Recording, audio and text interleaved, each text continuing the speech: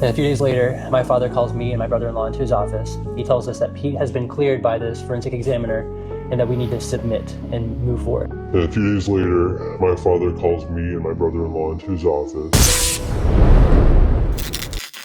So we have a new video posted from Jonathan and Suzy Lamb.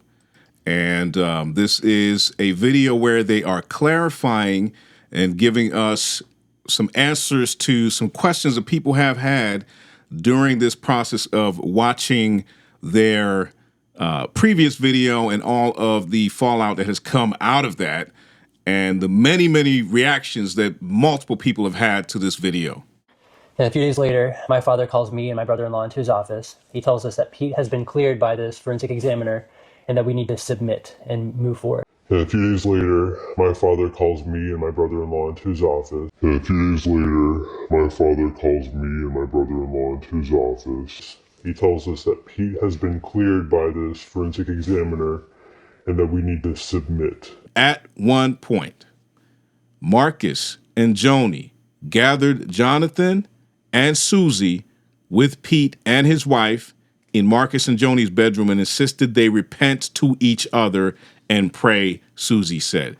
Yeah, and all we ever knew in our lives, all we had ever done is obey and submit. We had never questioned. Yeah. And so even though I had big, strong doubts, I was angry. I'm not going to just lie and say that, I moved on. No, it was a big struggle. But the way that we were trained, God is our witness, Jonathan and I, you are going to be the future leaders. You have to take the lower road. You have to bring family unity. You have to do what it takes to be the bigger person. Go golf with him. You go have coffee, apologize to her. Do whatever it takes to be friendly and loving. That is the character of Christ. And we did it with all our hearts. We didn't perform. We weren't fake about it. We truly did it with all our hearts. Yeah, I mean, it was very difficult, obviously, to move forward after that. Still, I had legitimate concerns, but at the end of the day, I trusted that my dad had actually gone through the process of clearing Pete with this examiner. Yeah. And we moved forward. We still had a very strained relationship. Oh, we had boundaries with our house. I went to Daystar one afternoon to grab something from the cafe. There was something in the green room, and I had my child with me, and I knew she was scared at this point, so we didn't take her there anymore. We had a nanny at home with her. But this one time, I wanted to pick up something really quick. I go in there. It's in the afternoon. I didn't think anyone would be in the green room. And I take her with me, and it was horrible. I go to grab that box of food, and in walks Pete and, his spouse. And my child was so full of terror, her body went completely limp, and she fell under the table hard. I grabbed her little body, I picked her up, and I ran into the car. And I remember telling other family members about it, the ones I trusted. And it was traumatic. I was like, I'm not bringing my child here. We didn't for a while. But these things were happening. So then we go into this strained part of this relationship. This was the first time in our lives that Jonathan and I weren't having a warm, close relationship with his parents. Before that, we were so tight. And this was very, very hard. I mean, we cried a lot, and it was really painful. We get a text saying, hey, your dad's really sick. Can you come help? And of course, I was like, of course, I'll come spend the night. I'll stay on the couch. He was not in the hospital at this point. So I go stay on the couch, taking care of him, helping him walk to the restroom, do whatever. Because we love our parents, and everything goes out the window at that point. Our child is safe, away from the person we suspect, but we will serve our parents. And we began to do that. From there, the hospital begins. You were there all day long while I was home with the kids.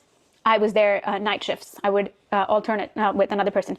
Joni was there all the time. But on the nights that I was there, I thank God with all my heart for those nights. I got to really, there was no offense, no anger.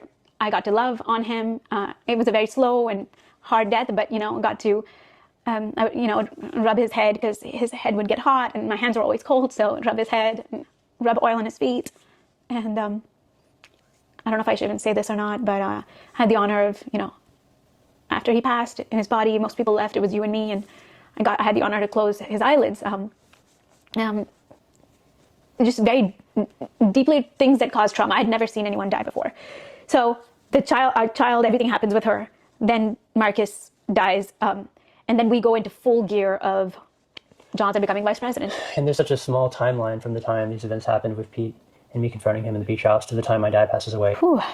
Okay, so let's hop in there because that was a lot there. There was a lot of information given there and a lot of heavy emotional content being given there. So the investigation, or Marcus's dad allegedly all this is allegedly, of course, Marcus's dad cleared, I'm sorry, I should say Jonathan's dad, Marcus, cleared Pete from any guilt, okay? Said Pete is in the clear, and this might have been maybe around the same time when we heard from the other testimony that, was it that Joni had a dream or something and God had told her that Pete was also innocent in that sense? So maybe this was the same time frame over here. And so all this happens, and then Pete is cleared, absolved of any guilt.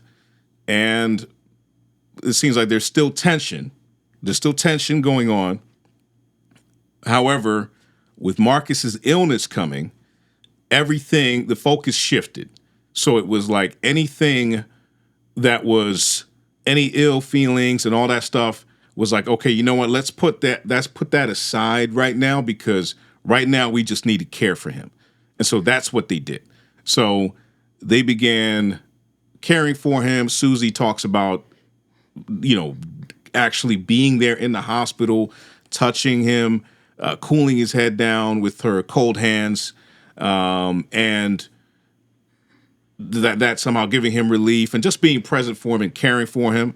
And ultimately, very sad as she details being the one to finally close his eyelids after he passed. And so it seems that there was a genuine care and a genuine love that was felt for Marcus and Joni still throughout this process.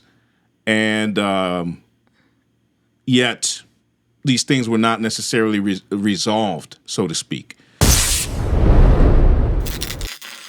Let us know your thoughts in the comment section below. We would love to hear from you. Don't forget to like, share, and subscribe. Tell a friend to tell a friend. And if then you have been raised with Christ, seek the things that are above, where Christ is, seated at the right hand of God. Set your minds on things that are above, not on things that are on earth. All right? God bless y'all, and we'll see you on the next one. Peace.